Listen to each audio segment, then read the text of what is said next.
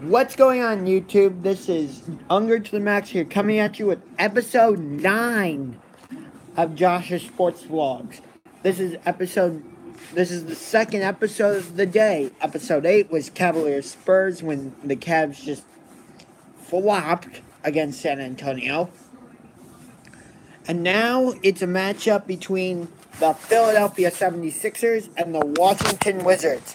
A matchup of the two teams I'm going to be seeing with my dad on our upcoming spring break trip. Philadelphia first, and then Washington at Capital One Arena, where this game is happening tonight.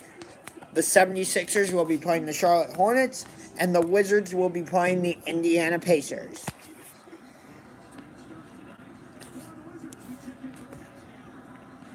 The Wizards still do not have John Wall. And people...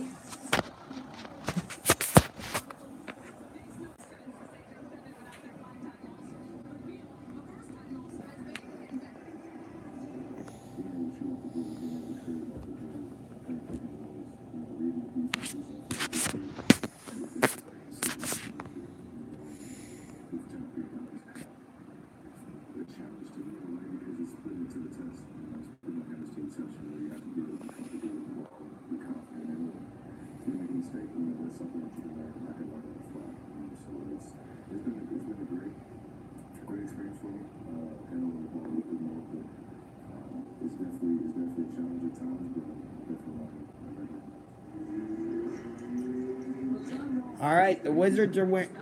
I think those are their alternate road jerseys.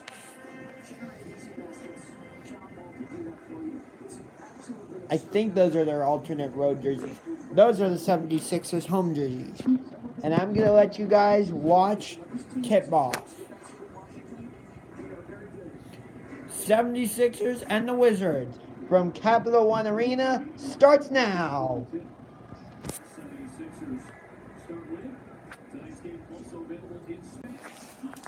So the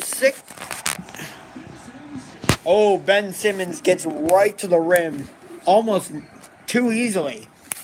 The Sixers have been quite a surprise this season. Quite a surprise. Simmons has played well, and Embiid has actually been able to stay healthy. And the Sixers are, I believe, in like 8th place in the conference. Or maybe higher, actually.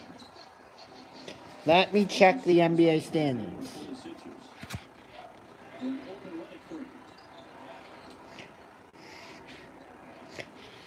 It is. I will give you the full Eastern Conference standings. Not Western Conference, because there are no Western Conference teams in this matchup. So, number 1 is Toronto with a record of 41-17. In second place, it's the Boston Celtics with a record of 42-19, half a game behind. In third place, it's the Cavaliers with a record of 35-24.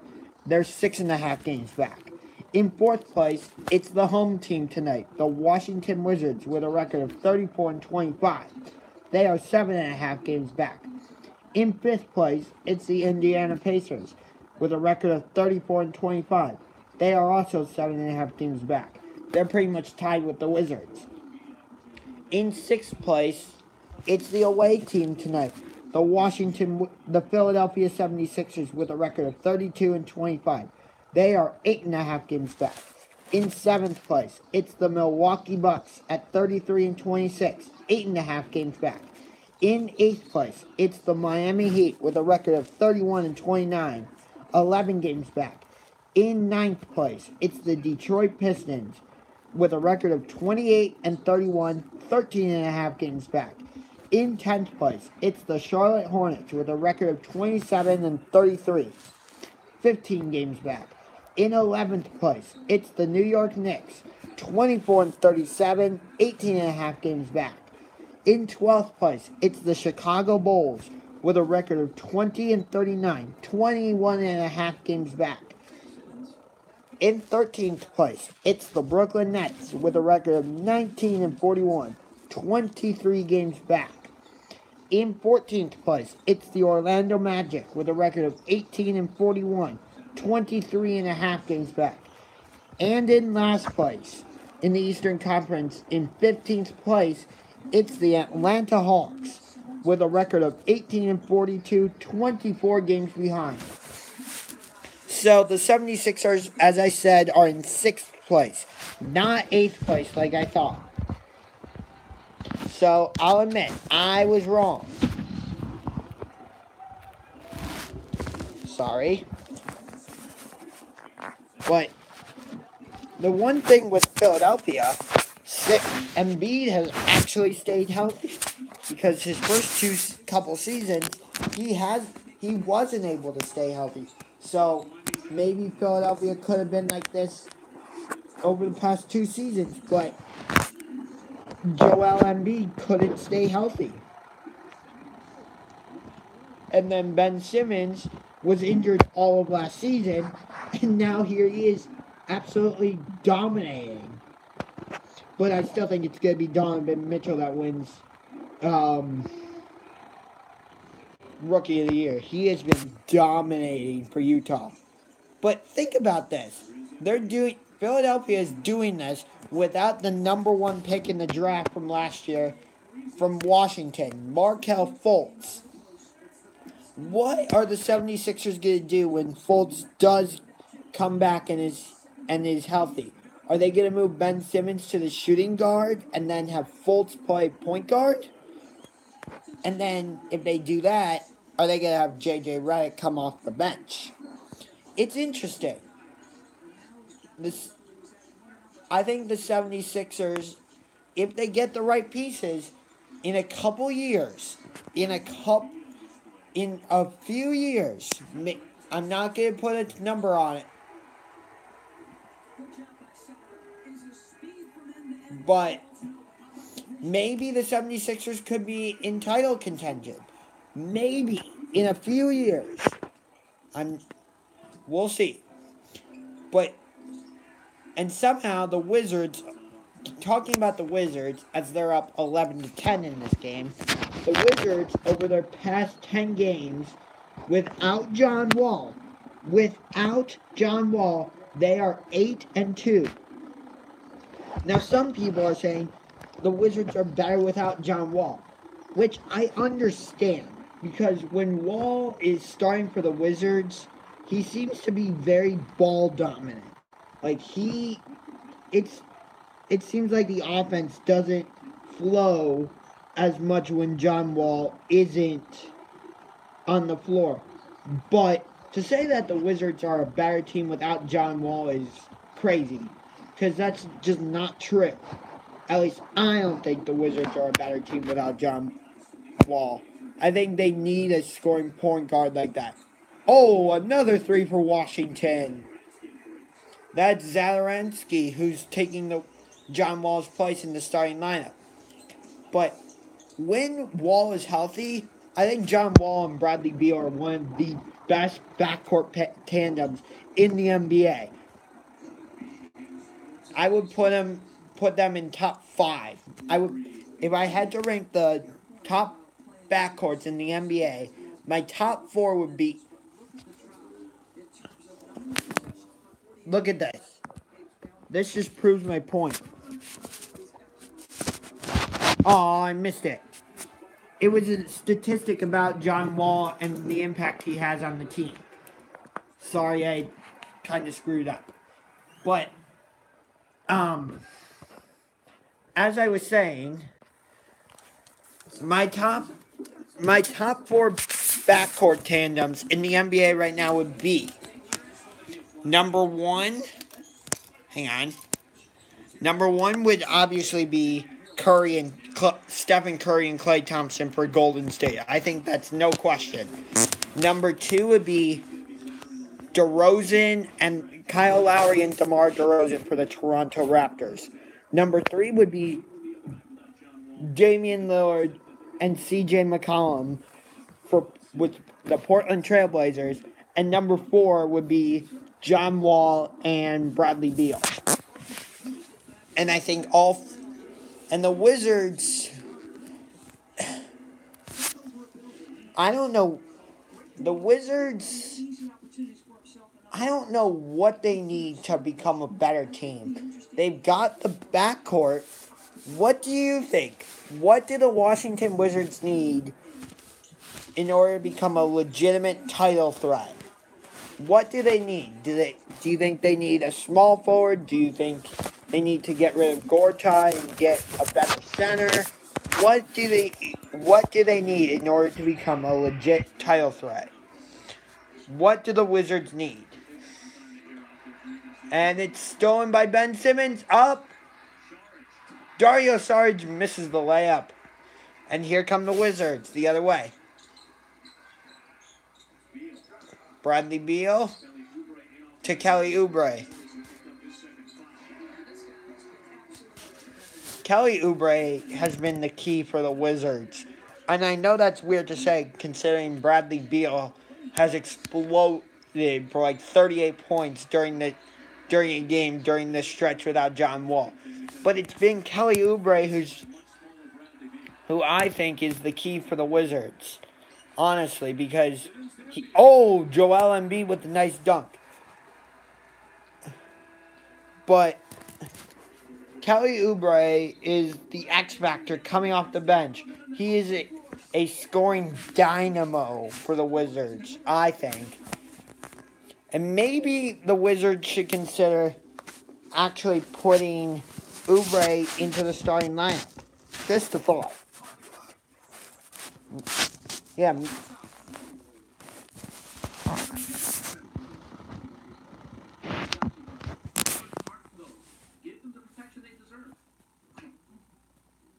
Napoleon Bonaparte at the Battle of Waterloo.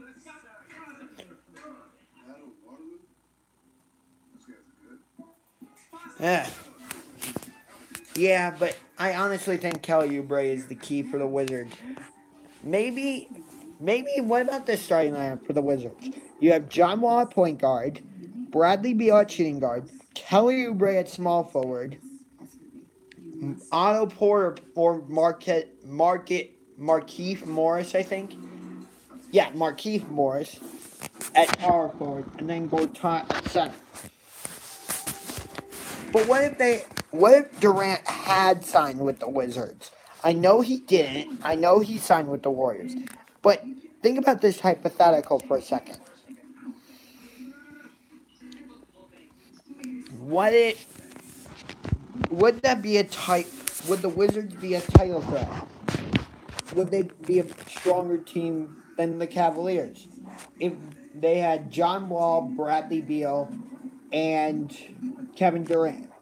Would the Washington Wizards be a legit title threat with those three if it would have happened? I know Kevin Durant is with the Golden State Warriors. I get it. I know. You don't have to tell me. I know.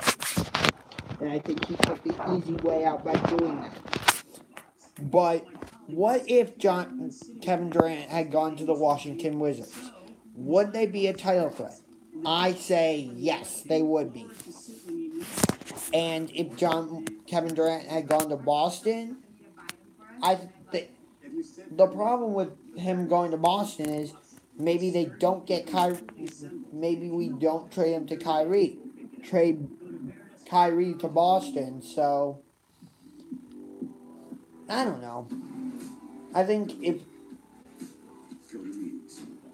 he did what was best for him by going to Golden State and joining the team that beat him and taking the easy way out and just going, okay, I'm going to go to Golden State, the team that came back from a 3-1 deficit and beat me and Russell Westbrook, the team that won 73 games. Okay, I'll go to that team.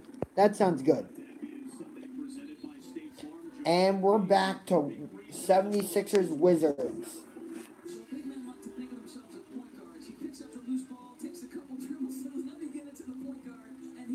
I'll be curious what the 76ers do when Markelle Fultz is healthy. Will they put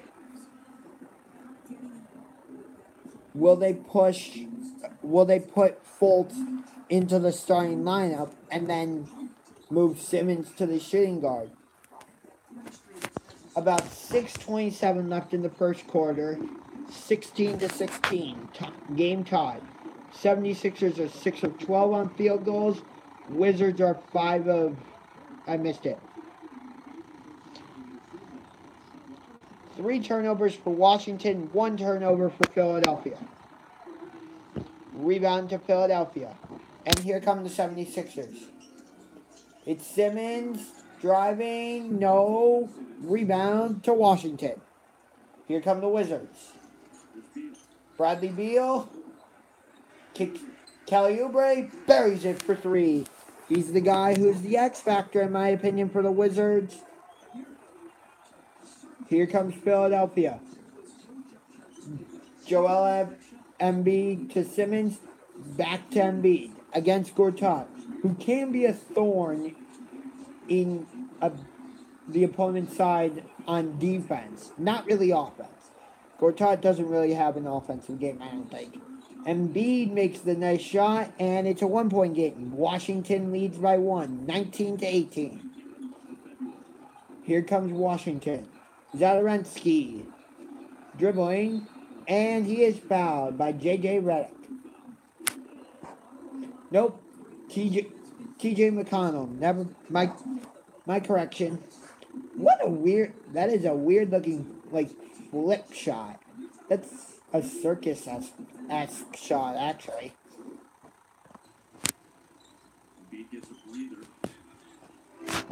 All right.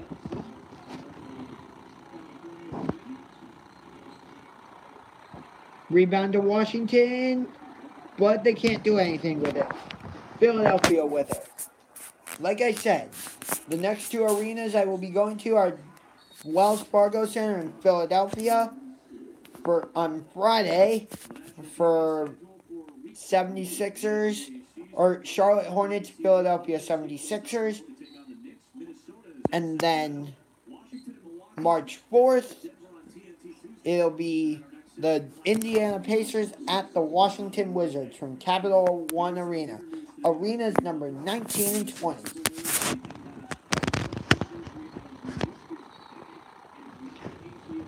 Jimmy Butler had successful surgery on his meniscus. Blocked by Philadelphia, or blocked by Kelly Oubre. But that loss for Jimmy Butler, that is a huge loss for the Timberwolves. I don't think the Timberwolves are as big of a threat now in the Western Conference as they would have been with Jimmy Butler in the lineup. I think they could have, with Jimmy Butler in the lineup,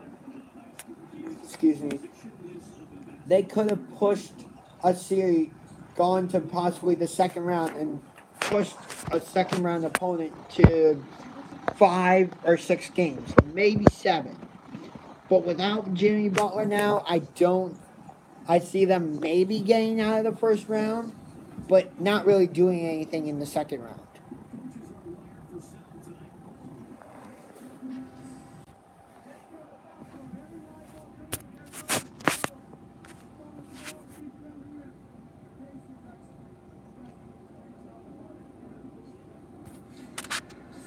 I'm going to let you guys watch a little bit of the game.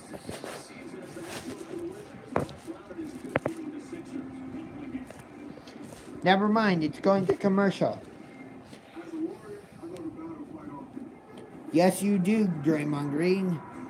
Because you're a member of the Golden State Warriors. Oh, that was so funny. Sorry, my camera work's been a little bit sloppy.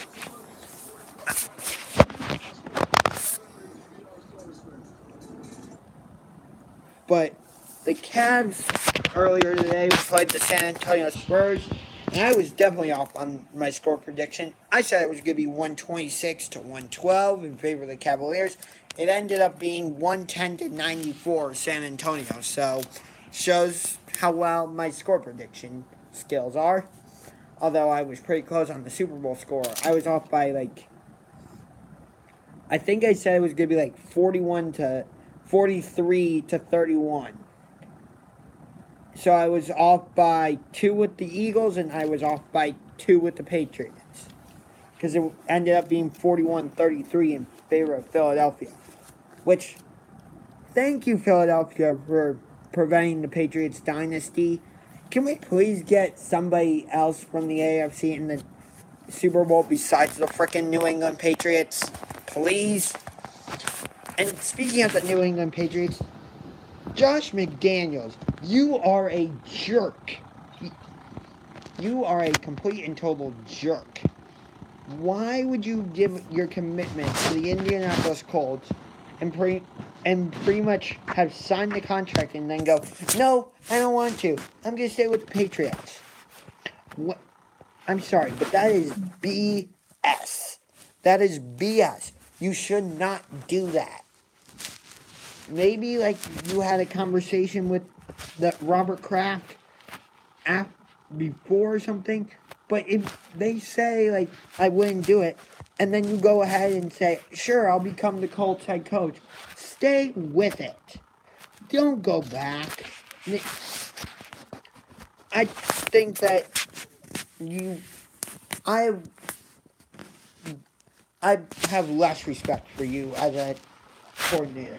And maybe the reason he backed out is because he's going to become the Patriots' next head coach after Bill Belichick leaves. But, which I think Belichick is going to retire. If not this season, next season. The season after. Hang on 1 second. I have to turn off this alarm. There we go. But, MLS is back March 4th.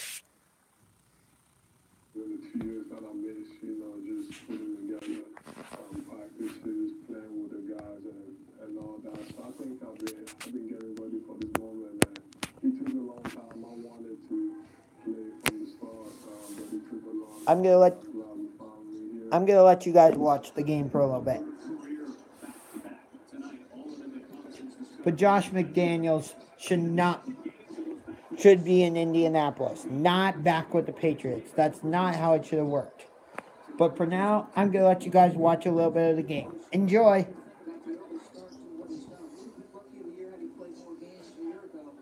He doesn't practice, so his timing is really all the things that builds with your teammates. He's not having necessarily a consistent opportunity to do that.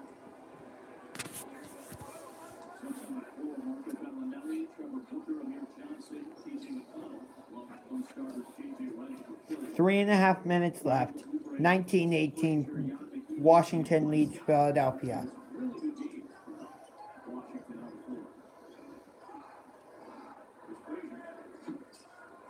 Who is that?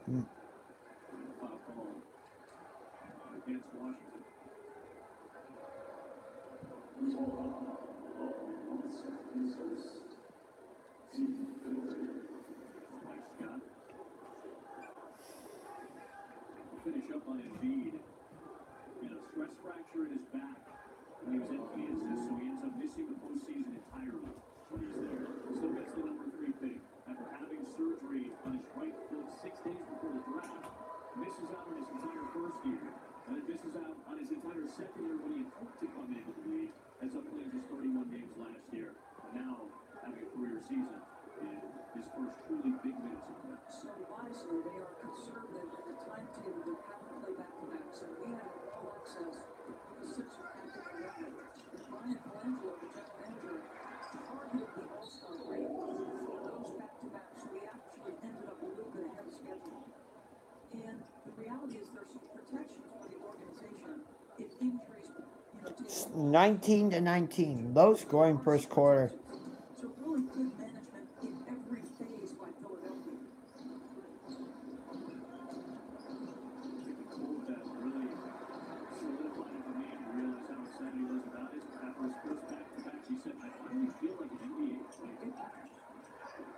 Oh, I would have kicked it out there.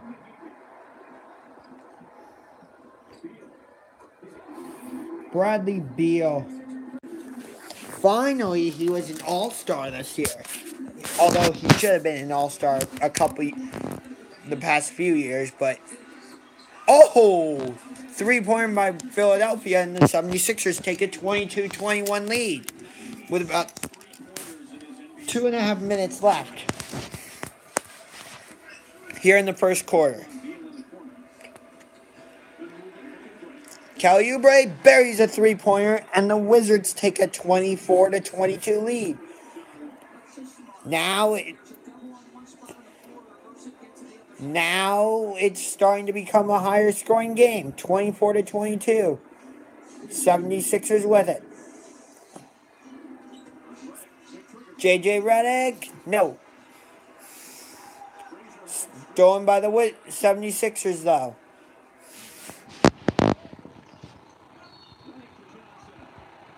Redick to Johnson. Oh, that's Amir Johnson. Amir Johnson lays it in. He makes the shot and he's fouled. 24-24, but Amir Johnson has a chance to give the 76ers the lead. Oh, if you're wondering about the Minnesota Twins hat, let me tell you. So I originally had a different Minnesota Twins hat, but somehow I lost it when I was in a hotel room in California. Or no, Colorado, actually. So, and I don't know what happened to it. So, when me and my dad went up to Minnesota to see the Timberwolves, we went to Mall of America, and so I got this Twins hat. It's the one from when the All-Star game was in San Diego, which the MLB All-Star game has been in a National League ballpark. This is going to be, 2015, 2016, 2017. The fourth straight year. Because going back to 2015, it was in Cincinnati. 2016, it was in San Diego. 2017, it was in Miami. 2018, this season it's in Washington. But 2019, it's coming to Cleveland. But back to this game. Oh, quick score update. Houston 38, Denver 25. End of the first quarter from the Pepsi Center in Denver, Colorado.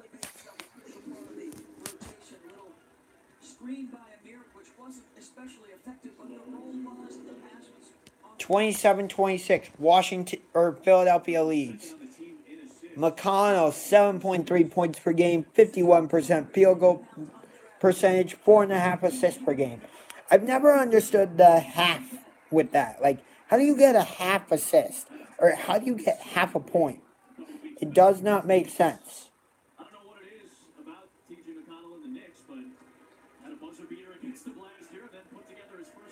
28-26 Philadelphia now. And I'm going to let you guys watch the last minute of the first quarter. Enjoy.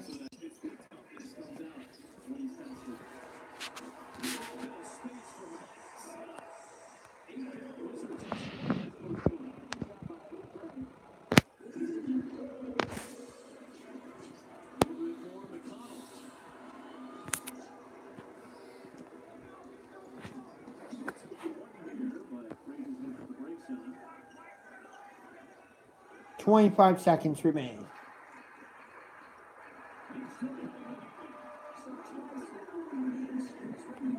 Jan Mahimi from Jody Meeks. It seems like Jody Meeks has been in the league for a while, and the Wizards take a 30-28 lead.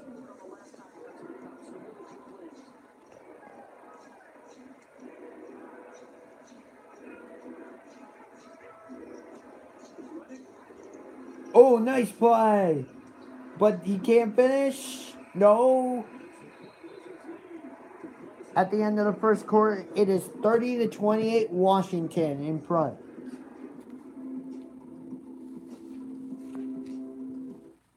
You're just going to watch commercials for a little bit. Actually, oh, this is ESPN.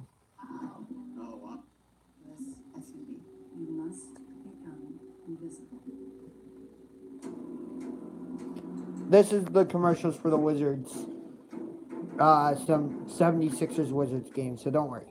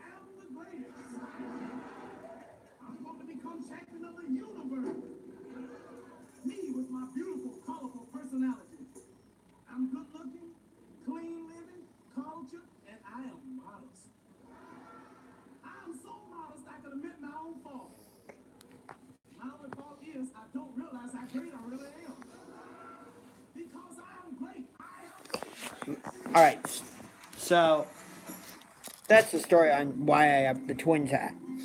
Because I went to Mall of America and I wanted to replace the Twins hat that I had. So that's why. So I wonder who will be the home team, which league will be the home team when the All-Star game comes to Cleveland. Because the American League is going to be the home team this season at Nationals Park, even though it's a National League stadium, because the National League was the home team last year in Miami. And I like that the MLB All-Star Game is no longer deciding which league gets home field advantage in the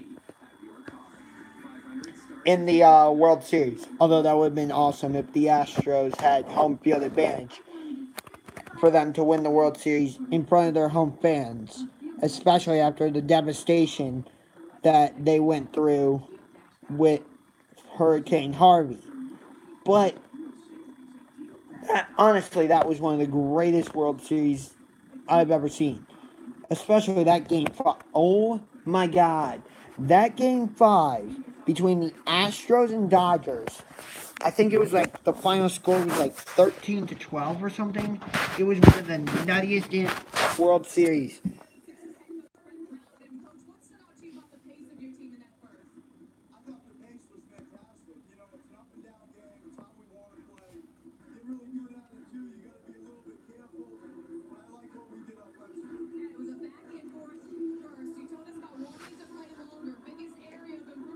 Five ties and 5 lead changes.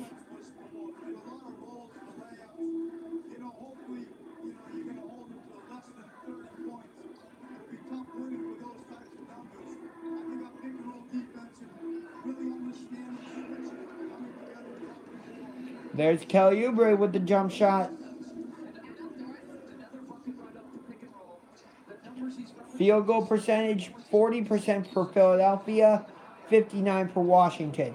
6 assists for Philadelphia, 11 for Washington. 7 bench points for Philadelphia, 16 for Washington.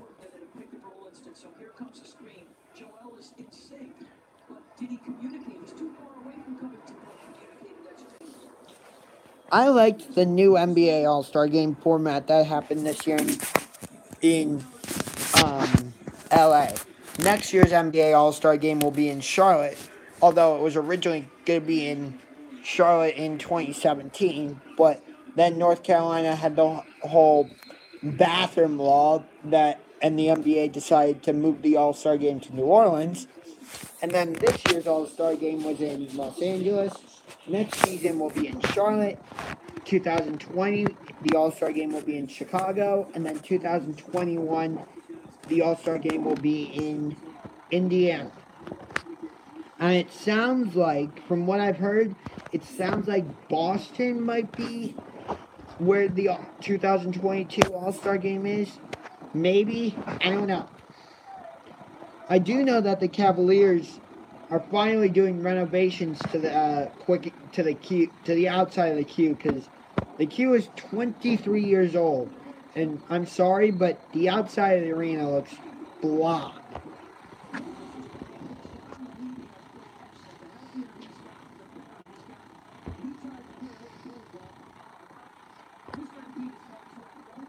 Wizards ball. And wow, a foul? Okay. Interesting.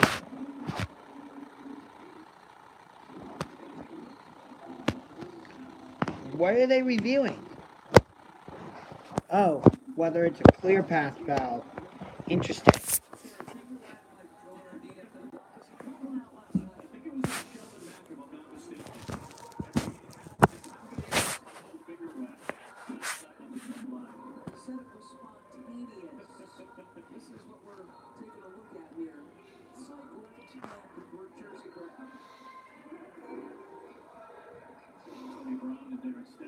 (32-28) Wizards by 4.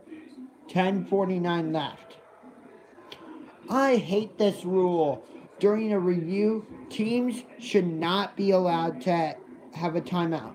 What if this were happening when one team has 0 timeouts left and there's a review? That team gets a free timeout.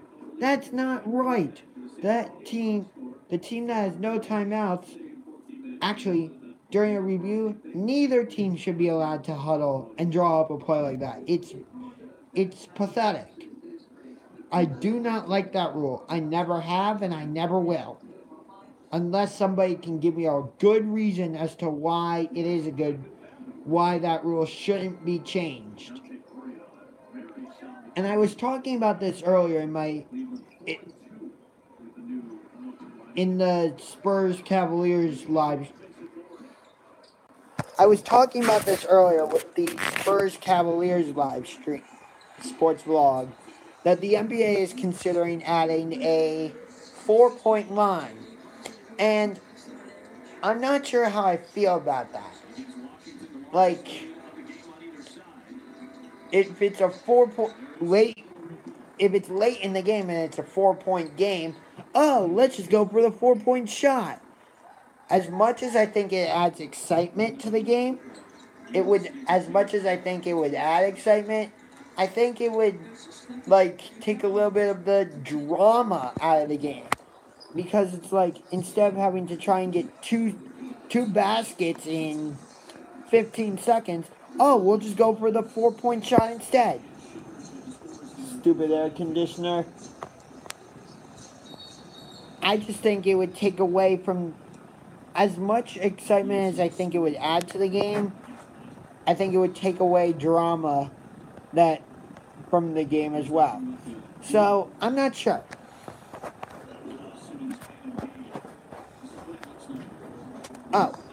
So at Capital One Arena, there's the Washington Wizards, the Washington Capitals, who the Columbus Blue Jackets play tomorrow.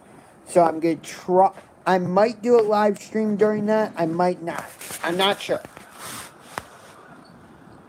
But, so the Capital One Arena is home to the Washington Wizards, the Washington Capitals, the Washington Mystics of the WNBA, and the Georgetown Hoyas.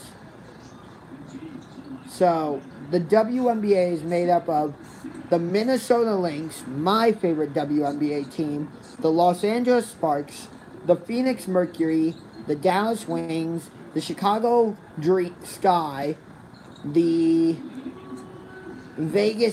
Las Vegas Aces, who used to be the San Antonio Stars, let's see, who else? The Atlanta Dream. Who else is in the WNBA? Let's look this up. I know the Washington Mystics. But who else is in the WNBA? Hang on 1 second.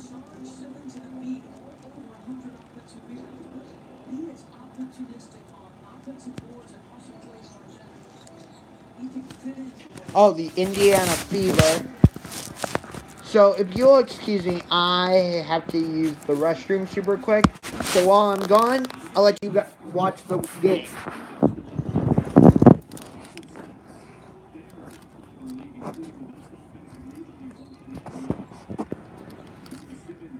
Shoot.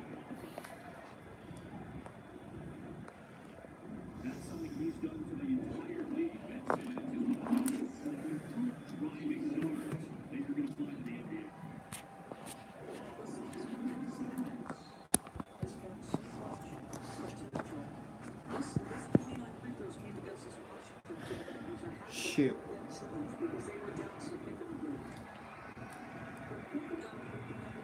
All right.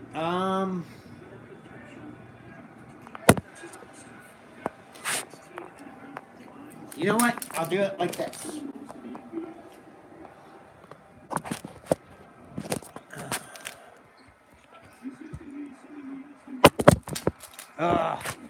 Sorry.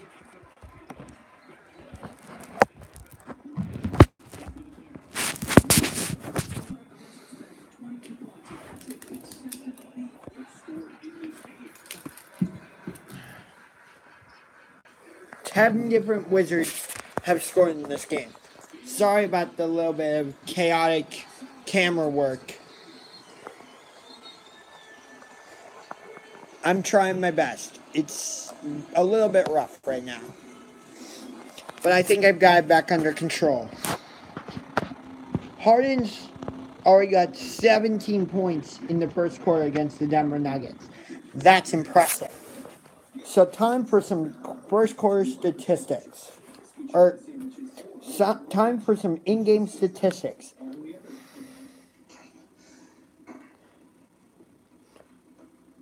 Hang on 1 second. I need to do something.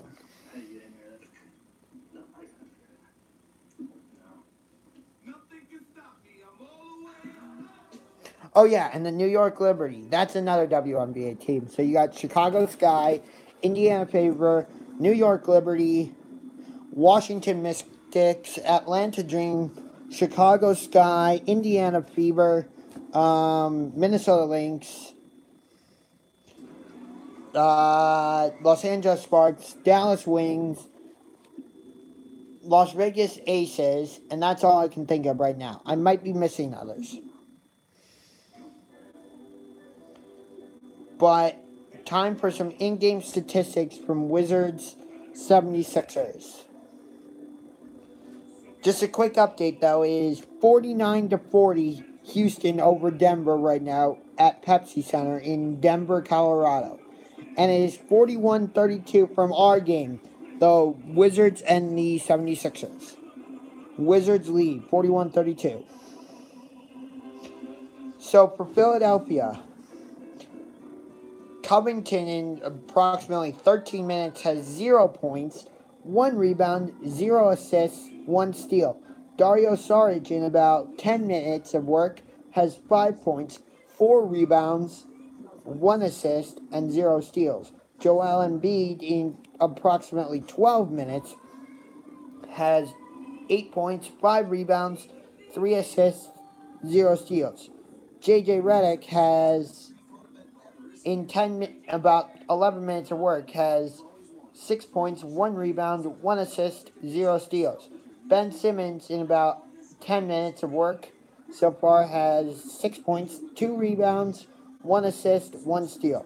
TJ McConnell has, in about 12 minutes of work, has 0 points, 1 rebound, 1 assist, 1 steal. Amir Johnson has, in about 6 minutes of work, or 5 minutes, has 4 points, 2 rebounds, 0 assists, 1 steal. Marco Bellinelli in about 6 minutes has no statistics. Trevor Booker in six and a half minutes, 3 points, 2 rebounds, 1 assist. Kelly Oubre has a game-high 13 points. Otto Porter in about 8 minutes, 2 points, 1 rebound, 1 assist. Markieff Morris in about 4.5 minutes, 2 points, 2 rebounds, 0 assists. Marcin Gortat in about 8 minutes, 2 points, 2 rebounds, 0 assists. Bradley Beal in about 11 minutes, 7 points, 1 rebound, 2 assists, 0 steals. Tomas Zatoransky, 3 points, 3 assists, 3 points, 3 rebounds, 4 assists. Kelly Oubre, as I said, game high 13 points, 1 rebound, 2 assists. Tim Frazier, 2 points, 3 rebounds,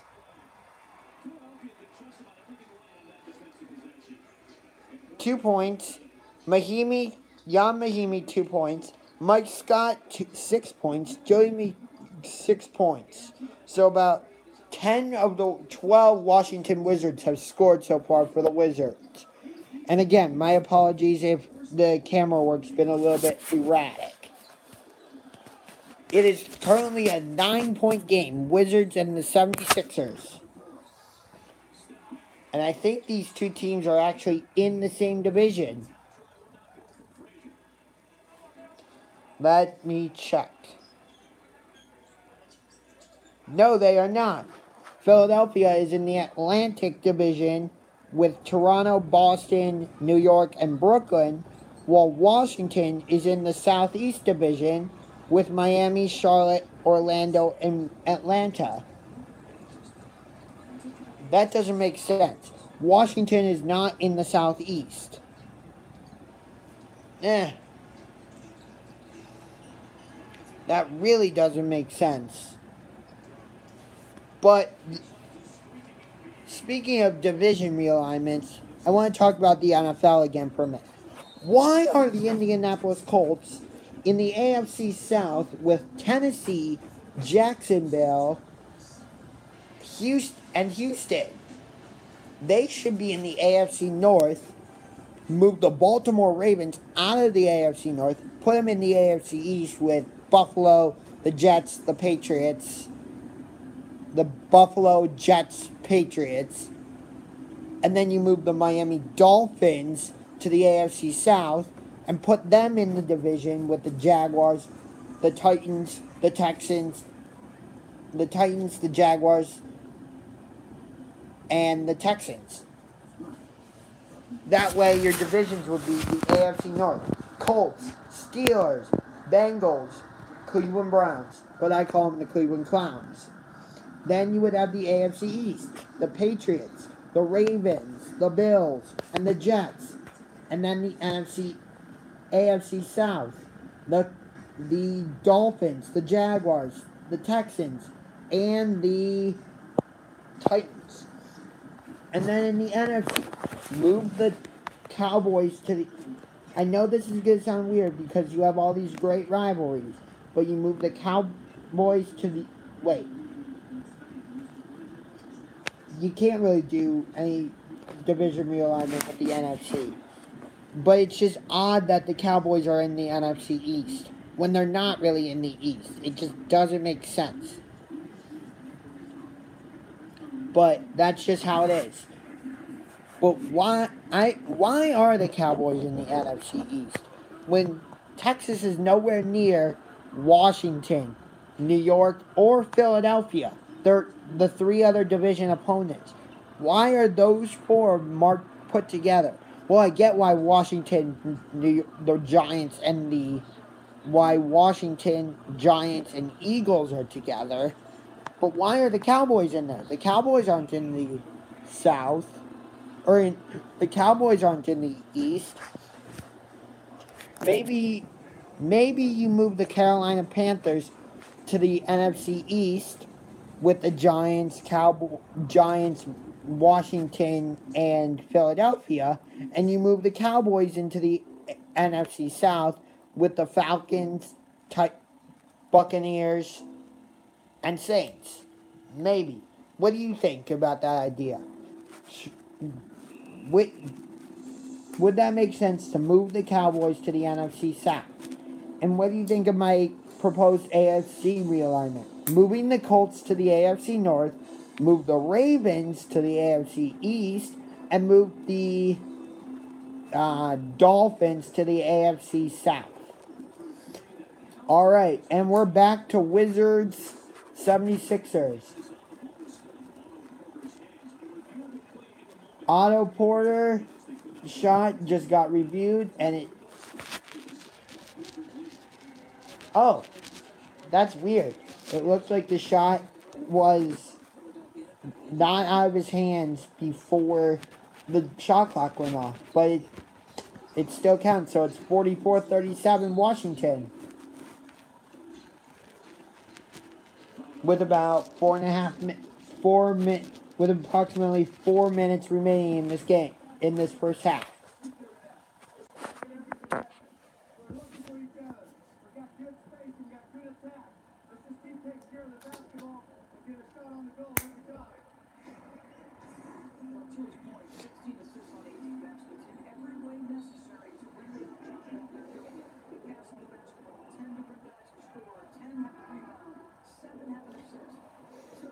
All right. Here's the list of WNBA teams, because I'm definitely missed some. The Atlanta Dream. This is in alphabetical order. The Atlanta Dream, the Chicago Sky, the Connecticut Sun, the Dallas Wings, the Indiana Fever, the Las Vegas Aces, the Los Angeles Sparks, the Minnesota Lynx, the New York Liberty, the Phoenix Mercury, the Seattle Storm, and the Washington Mystics. So I definitely miss some teams. But the WNBA does a playoff format that the NBA is talking about. Doing a playoff format that eliminates conference like playoffs and instead just doing like potentially East versus West, East against West playoffs. And if it's two Eastern Conference teams left standing for the finals, that's how it is. If it's two Western Conference standings, that's how it is. If it's East versus West, that's how it is. But I don't like that idea. Because what if the Cavaliers had to play the Nuggets? Or if Oklahoma City had to play Philadelphia in the playoffs? Or the Warriors had to play the Raptors? Or the Warriors had to play Washington? The travel would be ridiculous. So as much as I think that would add excitement to the game, Otto Porter with a nice jump shot, it's an 8-point game. But as much excitement as I think that would add, I don't think it's practical. It's 50-44 now. Washington leads. About 3 minutes remaining in the first half. 50-44. And I'm doing this all the way to the first half. And I promise my camera work will be better in the second half. Kelly Oubre with another 3-pointer. It's 53-44 Washington, up by 9 now. Oubre is my favorite player on the Wizards. I wish that when I go to Capital Arena that John Wall was playing, but he's not going to. By the way, does anybody know if the Wizards use any type of pyrotechnics in their during the player introductions? I know the 76ers do, but does anybody know if the Wizards use any type of pyrotechnics like fireworks or like fire during their player introductions? Because that would be great if somebody knew and if you could tell me. If anybody has been to a Washington Wizards game recently, if you could tell me if the team uses any type of pyrotechnics like fireworks or fire, it would be fantastic if you could tell me. Easy layup for the Wizards, and they go up by 11, 55-44, with 2 minutes and 15 seconds left in the first half. Nearly stolen by Washington, and Philadelphia can't get the layup to go. Otto Porter from Tomas Zatoransky. It's 57-44. And I think the Wizards have found their legit backup point guard. Because once John Wall gets healthy, he's for sure going back into the starting lineup. That's not even a question. I have pretty high...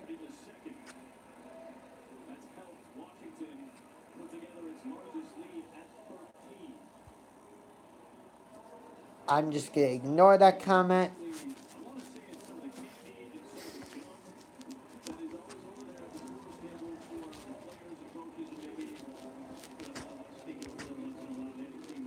(57-44) Washington.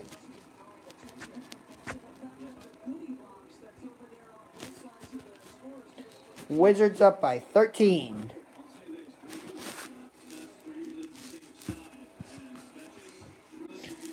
In fact,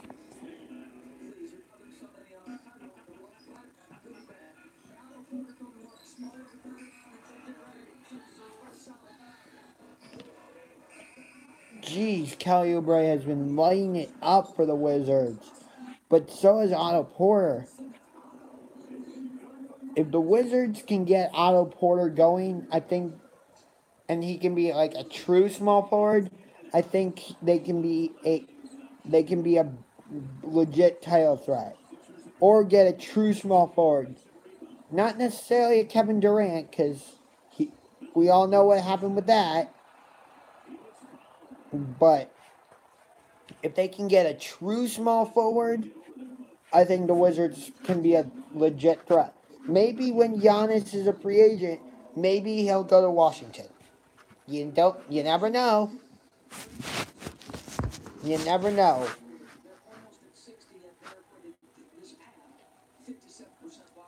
57-44, but Philadelphia is at the line. And I think that's Amir Johnson for Philadelphia.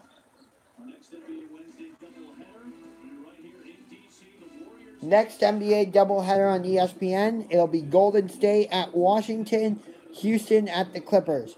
Quick halftime update. Houston 66, Denver 62. Nope, Denver 52. Houston 66, Denver 52.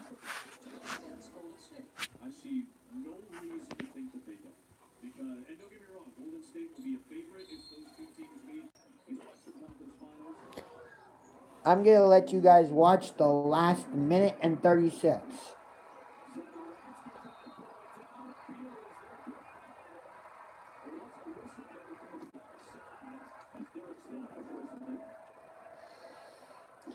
Okay, he was hanging on the rim for a while. But Draymond Green, during the Christmas game in Cleveland, said LeBron James should have gotten a technical foul for hanging on the rim. But, so what's the difference between LeBron hanging on the rim during that play and what Bradley Beal just did?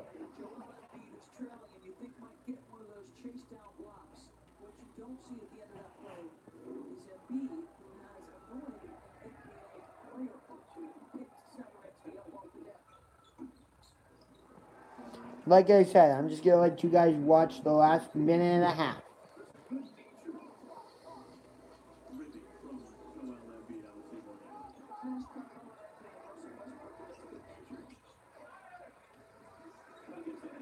Yeah, ask Russell Westbrook if it's good nature from Joel Embiid. What do you think he would say?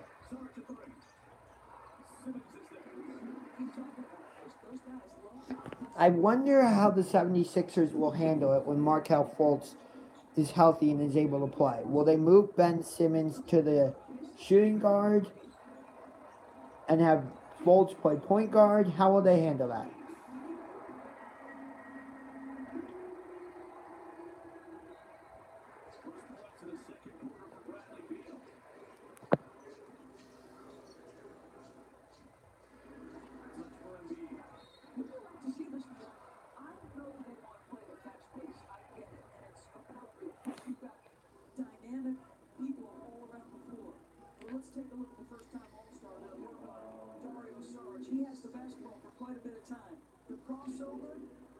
Dang, that spin move was killer.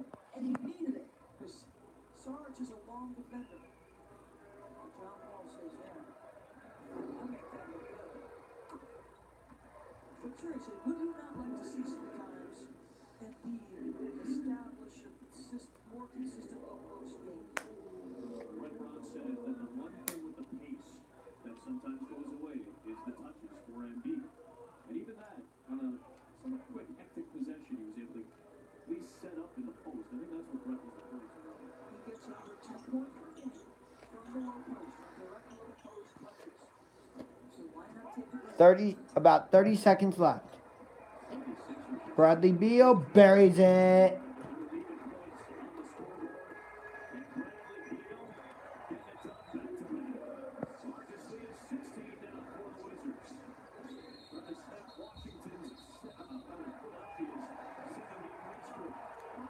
Yep, Washington is trying to snap Philadelphia's 7-game winning streak.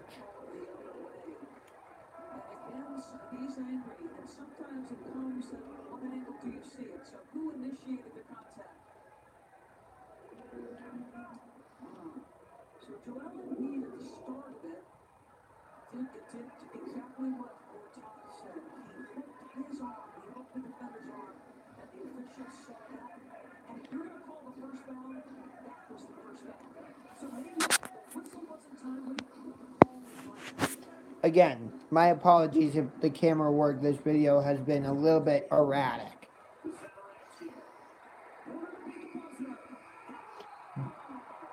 Otto Porter with a game buzzer beating 3-pointer to end the first half.